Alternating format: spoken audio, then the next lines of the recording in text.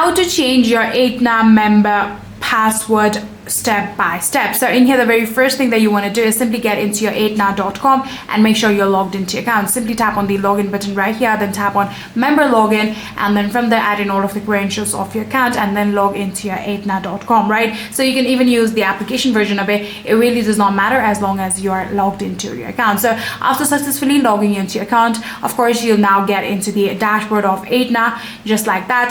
And on your dashboard, now what you're going to do is simply tap on the profile and preferences in the upper menu right here. If you tap on the menu button right here, you'll actually be able to find that option once you're logged into your account. So simply tap on profile and preferences. From there, keep on scrolling and then find the option of security settings. Tap on security settings and then you can tap on change password. So after tapping on change password, you can now type your current password and then type in your new password and then save it, and just like that you'll successfully be able to change your Aetna member password. So yeah, that's all you need to do. If you guys do have any further queries, then please let me know in the comment section down below, or else that will be it for this video.